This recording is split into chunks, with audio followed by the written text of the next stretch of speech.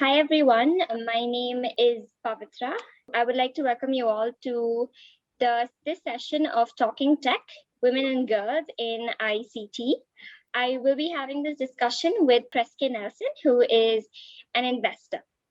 Talking Tech is a series celebrating girls and women in tech being recorded around the world between Girls in ICT Day 2020 and Girls in ICT Day 2021. Girls in ICT Day is an international day marked on the fourth Thursday of each April. In 2020, Girls in ICT Day was on the 23rd of April.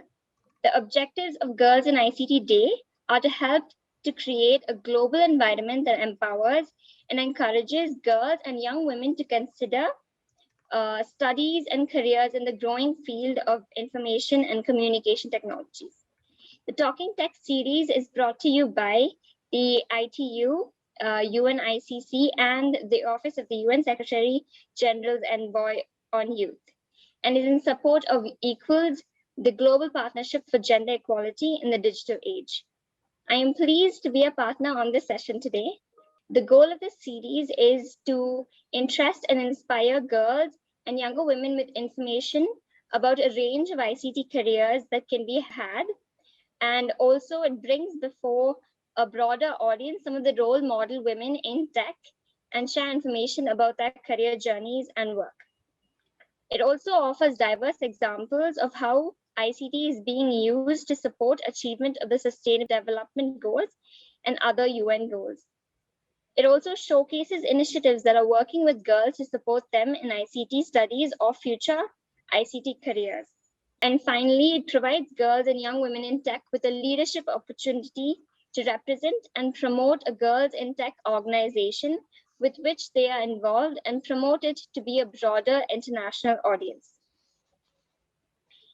So to kickstart the session, I would like to speak a little about what brought me here. I joined Shanti Bhavan at the age of 4, and it is a boarding school. It's a school that provides education for the underprivileged, no charge. So it's a free of cost school. And my mother put me in the school because she was facing financial difficulties, especially after my father had left home. She was unable to raise me as a single woman in then India.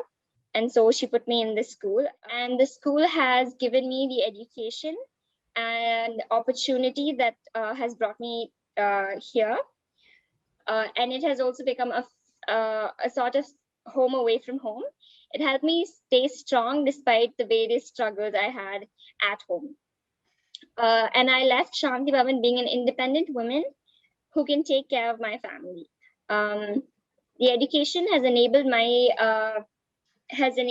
to be the first graduate who has gone to college in my family. And I am now working in Benz Research and Development India under HR. The education I received was instrumental in making me the person I am today. And it has also opened my eyes to being able to see how equal the world is, and which has also made me believe that the world can be made a place where everyone is treated equally in all fields. And which is why I also support this initiative where it is helping women have equal opportunities in the tech field. And now I will shift my conversation to Kreske Nickelsen. Kreske, can you tell us a little bit about yourself?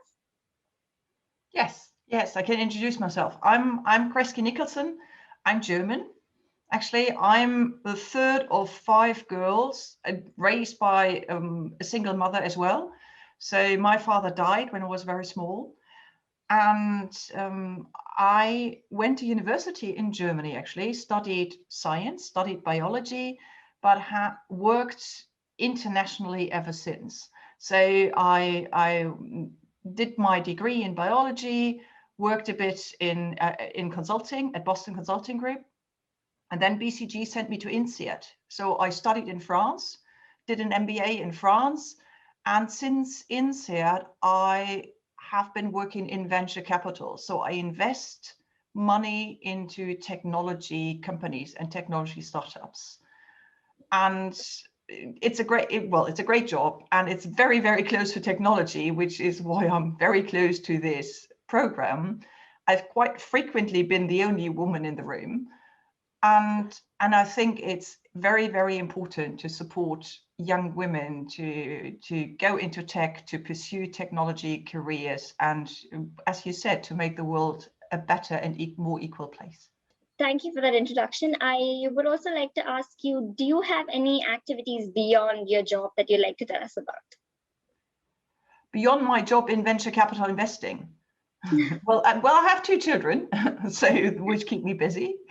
And so I deal a lot with my children. Obviously, we're now homeschooling, so that keeps me busy. I'm involved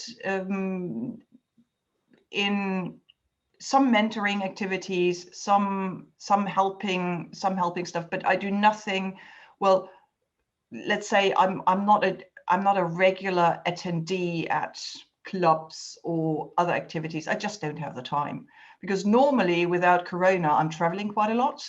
So the children, I'm traveling, I have the job, and then I just read a book, quite honestly, or just go for a run in the park, and that just fills my days quite nicely. Yes. Your job, your day looks pretty busy. I'm pretty sure that after doing all of your activities, you do have only time for a book or a jog or taking care of it. I would also like to ask you, what do you like best about your job? What I like best is that I have very little routine in terms of what I look at and in terms of content.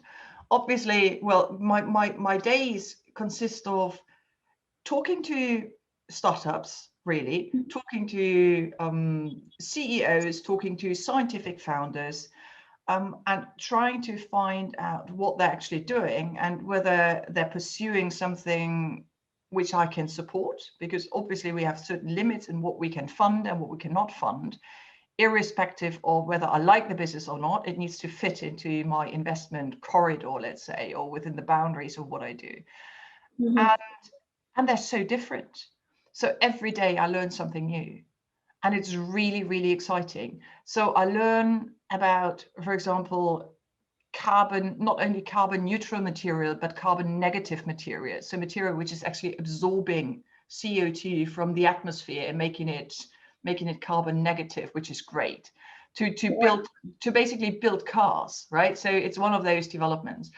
Or I look at a business which is producing an exoskeleton, really, to help handicapped people to walk, and they can just get out of their wheelchair and start walking. And I look at drug development, and I look at, I don't know, pick and place robotic startups. So it's very diverse. It's all technology related. It's great people behind them, lots of energy, lots of innovation. And I feel quite privileged in doing that and being surrounded with these ideas and people. And well, it's very inspirational most of the time. I have some mundane stuff as well, which I need to deal with, but most of it is really exciting. Yes. So can everybody encourage? It's a great job. Venture capital investing is a fantastic job. Yeah, I'm jealous of your job right now. It seems really fun. Despite it being fun, there are also challenges to a job. Do you want to share any of your challenges that you faced in your job and how you overcame them? Okay, so venture capital, finance, and technology in general is very male dominated. So when I started a good 20 years ago, I think all over Europe, we were probably 5 women in the industry. That's improved a bit, but there wasn't a quantum leap ever since. So we are still the vast minority of investors. There are now initiatives to change that, but still, being the only woman is an advantage and a disadvantage at the same time. So you're in danger of being sidelined and overlooked, but you're the one standing out, which you can use as an advantage as well. So if if you manage to not be pushed into a corner, not be pushed into, oh, this is a woman again, and then it can be quite advantageous. Being the only foreigner in a room is quite similar sometimes. So being the only woman and the only foreigner is sort of neutralizing itself. So what you can do, because I'm German, right? Sometimes when I was sitting in this room full of people and people were asking, talking about stuff which I really didn't get, and it really happens sometimes still, I can just ask a question which is very direct and say, look, I'm the German in the room, I can ask direct questions, and here we go. And that works quite well. So I think just being open about it and just naming the elephant in the room to say, well, yes, I'm the only woman, so what? I'm the only German, so what? And I can still ask questions, and here it is.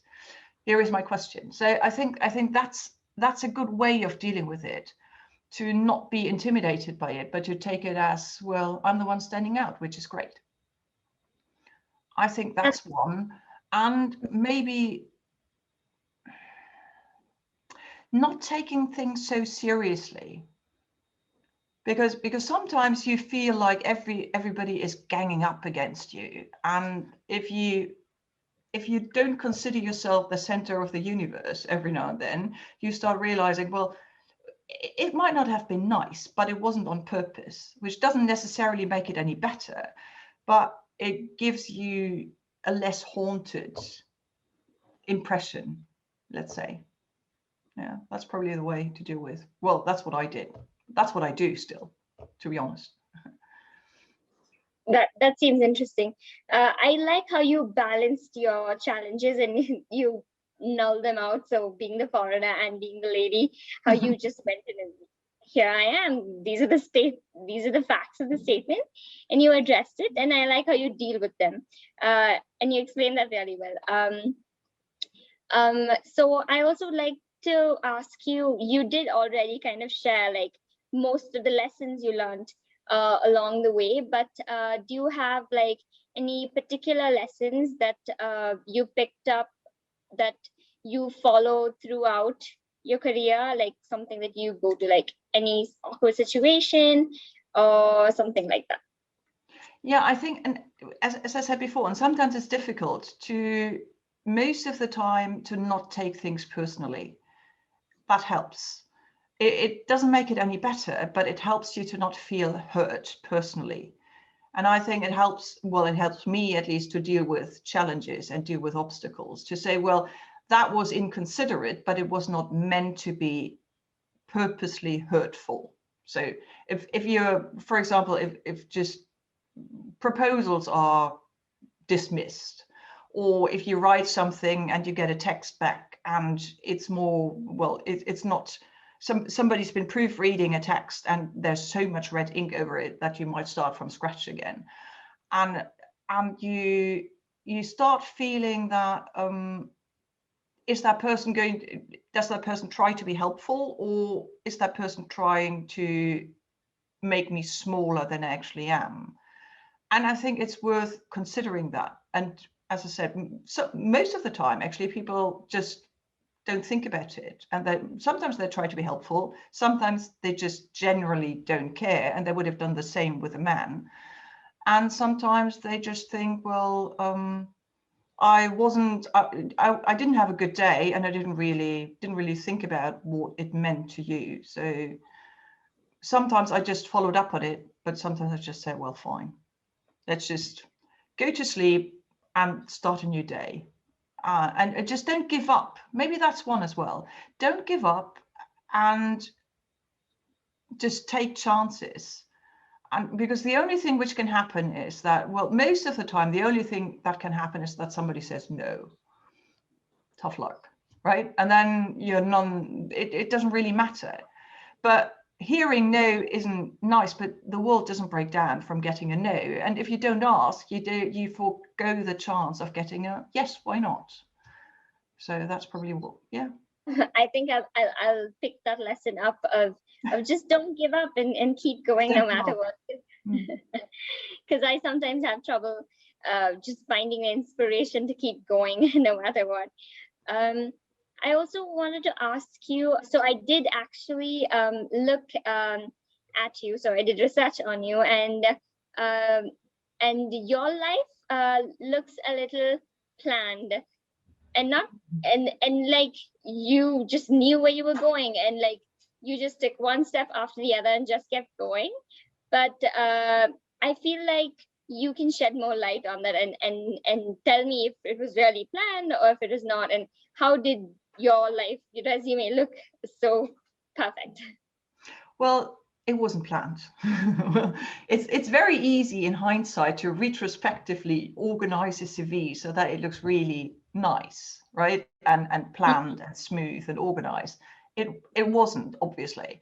So when I started studying biology, I had no idea I wouldn't end up doing multi-million transactions in the city of London a few years later, really. So I took it step by step, really. But as I said before, I just took chances. So when I had the offer to join BCG, I was 24.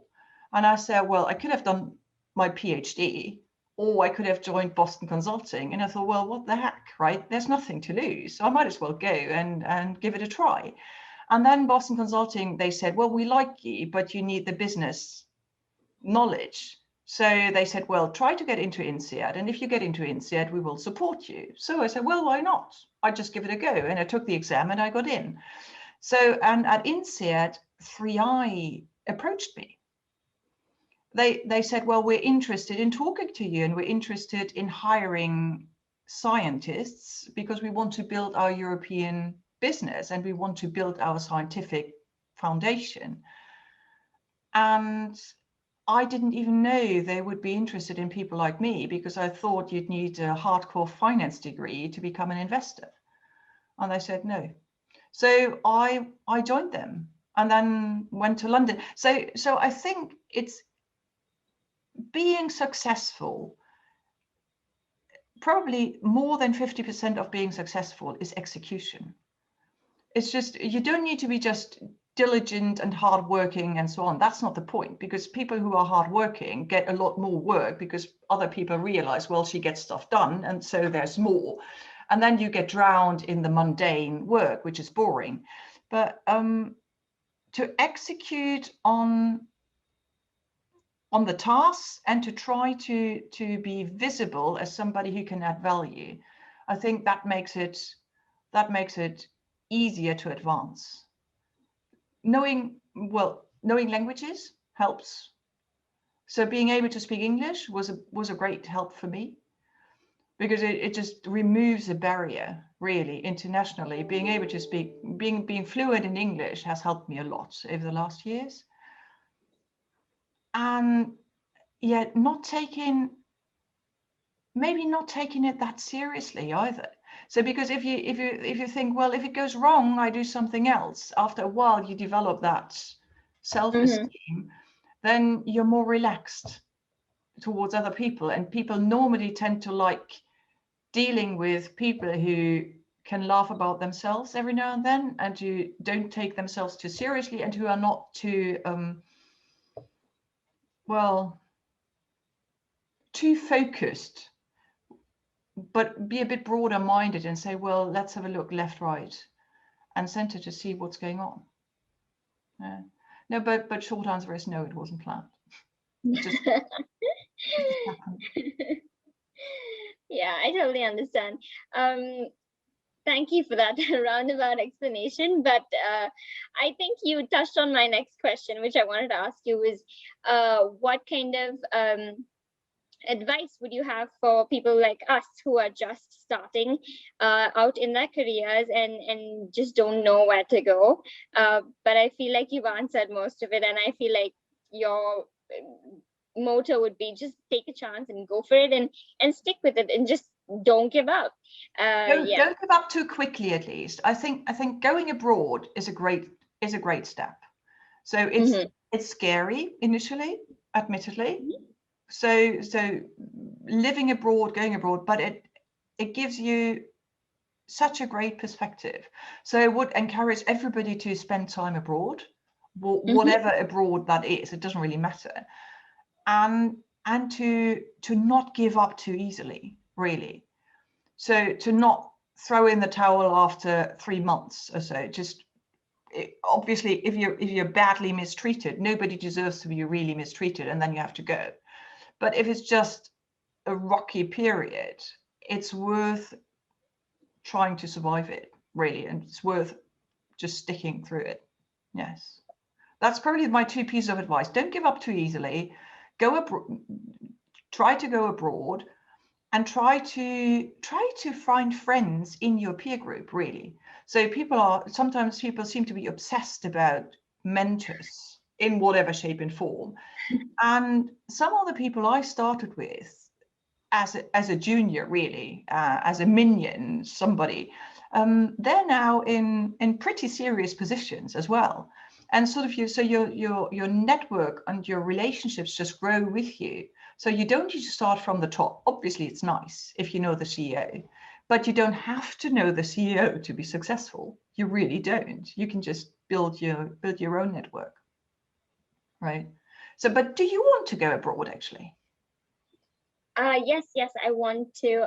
So I'm planning of doing my master's abroad, in the UK or the rest of Europe. Okay. And what would you like to do as a master?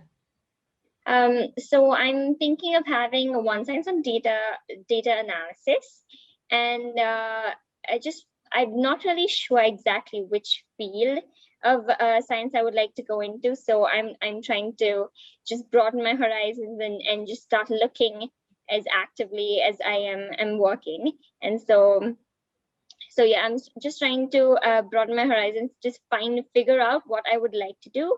But ultimately, I would like to be a consultant in the technical field. Cool. And have you ever been abroad before? No, I haven't. That's very exciting. That's really exciting. So it's good. But I'm sure you're going to like it. I'm sure you're going to like it. So, and well, maybe one other thing, don't be too obsessed about what you actually study and what your master is, because see, I've got a degree in biology. So I did my first master, I did in plant physiology, which is it's technical, but it's far away from 3D printing, which is what I'm looking at now, right? So, but if you do a master's and you really like the field and you want to do something else, you can always add on experience. So, for example, I did a master's in biology and I added my MBA, right? I went to INSEAD, and not everybody has to go to INSEAD, obviously. But if you're now thinking, well, I like computer science and I like statistics, I like whatever, and you do a master's and then you realize, but actually, I have no idea, philosophy or physics or interests me as well, then nobody's hindering you from adding that knowledge, right? It's not that after your first university degree, it stops. It really doesn't. You can still do other stuff. For example, Yeah. English people, a lot of English people, like from Cambridge or from Oxford, they have a degree in history and end up being an investment banker. So it's really possible. It really is possible. So there's no reason why you shouldn't be able to do Okay. that. I will not be daunted, and I will keep looking. Yeah. I think I've got all the answers to all of the questions that I think I may have for you.